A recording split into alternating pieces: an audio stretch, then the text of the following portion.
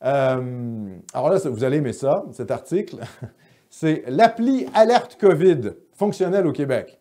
Un article de lundi, qui date de lundi de Radio-Canada. Les Québécois peuvent maintenant utiliser l'application de suivi de contact conçue par Ottawa en réponse à la pandémie de COVID-19. L'application mobile Alerte COVID est entrée en fonction dans la belle province lundi. Accompagné du ministre de la Santé et des Services sociaux, Christian Dubé, du ministre délégué à la transformation numérique gouvernementale, Éric Kerr, et du directeur national de santé publique, Horacio Arruda, Horacio Tartelette Arruda, le premier ministre Legault a demandé aux Québécois de télécharger l'application en grand nombre afin de ralentir la transmission. Il a également interpellé directement deux vedettes québécoises, Marie-Mé et Julie Schneider, afin qu'elles convainquent aussi les Québécois de télécharger l'application mobile parce que la situation est devenue très critique. Ah oui, il n'y a plus de morts, c'est très critique. Si vous êtes testé positif, vous appelez au centre d'appel, ils vont vous donner un code, vous rentrez le code dans l'application et toutes les personnes qui ont été à moins de 2 mètres de vous au cours des 2 dernières semaines sont notifiées. Donc, c'est une façon de leur dire « Allez vous faire tester », a résumé le premier ministre Legault lundi. Donc, c'est finalement un encouragement à ce que les gens aillent massivement se faire tester pour voir s'ils n'ont pas la grippe chinoise. Plus tôt dans la journée, le premier ministre Trudeau avait lui aussi présenté « Alerte COVID », comme un moyen efficace pour ralentir les infections causées par le nouveau coronavirus. Il s'est également réjoui de voir le Québec s'apprêter à faire comme les autres provinces canadiennes ont déjà mis en œuvre la technologie fédérale sur leur territoire. Donc, c'est une application fédérale. OK? Là, on n'est pas du tout dans le nationalisme caquiste. Là, le Québec ne se distingue pas. Ils prennent l'application fédérale et ils la mettent au Québec. Et là, c'est là où ça devient intéressant sur cette application-là. Parce que dans le même article, à la fin de l'article, écoutez bien ce qui suit.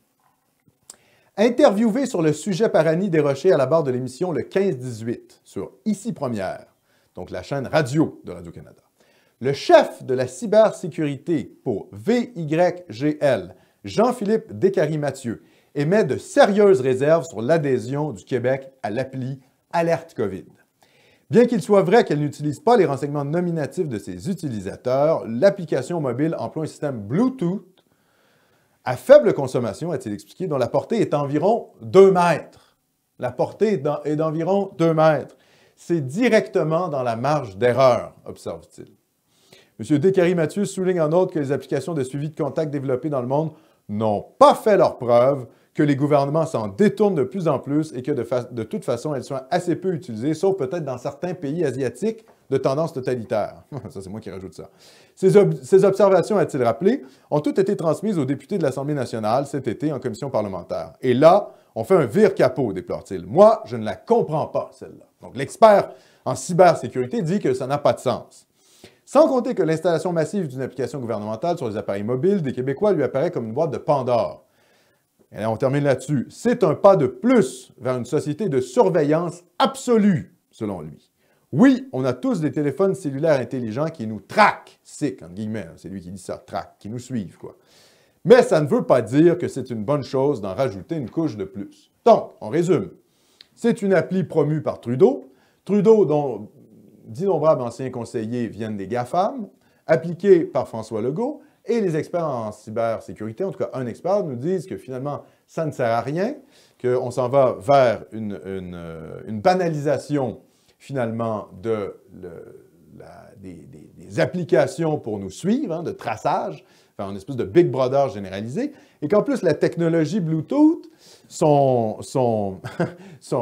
marge de manœuvre, hein, son espèce d'espace qui est de 2 mètres, c'est dans la marge d'erreur. Donc, en gros, c'est complètement inefficace pour avertir les gens s'ils ont été proches de quelqu'un à 2 mètres d'eux, puisque l'application en elle-même a une marge d'erreur de 2 mètres. Tout ça n'a pas de sens, et je suis assez d'accord avec lui sur le fait que ça banalise, finalement, la mise en place d'une société de surveillance et de contrôle total. Alors, évidemment, les plus lucides d'entre vous vont me dire, ce que d'ailleurs lui-même disait, ce que l'expert disait, on a déjà des téléphones intelligents. On sait déjà depuis Edward Snowden qu'en gros, hein, avec les partages de données entre pays, surtout les pays de l'OTAN, hein, les Five Eyes, les pays anglo-saxons, mais aussi je pense qu'il y a les Nine Eyes et même les 14 Eyes, donc les 14 yeux, donc c'est les pays anglo-saxons plus d'autres pays de l'OTAN, partagent les données. Donc on peut tous se faire espionner, la NSA peut avoir à peu près toutes les données qu'elle veut sur vous, surtout avec l'intelligence artificielle qui se rajoute. Donc évidemment, on se dit, rendu là, est-ce que ça change de quoi d'avoir une appli? Ça change de quoi Ça change quelque chose. Et pourquoi? Parce que ça banalise la chose. C'est-à-dire, au nom d'une espèce de pandémie qui ne tue à peu près plus personne, et quand elle tue, vous savez, les 70 ans et plus ont 94,5 % de chances de survivre. Donc, écoutez, c'est un truc qui n'est vraiment pas létal. Et au nom de cette crise sanitaire qu'on entretient à travers les médias, on nous passe la société de traçage et de contrôle. Et je pense qu'on s'en va doucement vers là, hein, vers peut-être même, il faut prévoir le fait qu'ils vont, enfin les États vont peut-être penser, les États occidentaux vont peut-être penser à mettre en place une sorte de crédit sanitaire.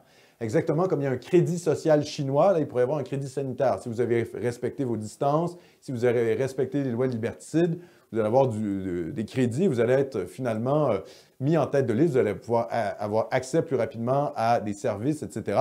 Et si vous êtes un mauvais citoyen sanitaire, ben, vous ne pourrez pas aller travailler dans tel domaine, vous ne pourrez pas prendre l'avion, etc. Donc, il faut commencer à réfléchir au fait qu'on s'en va vers une société de surveillance sous couvert du sanitairement correct et que, voilà, il faut en être conscient, ne serait-ce que pour être capable de penser à des stratégies d'évitement.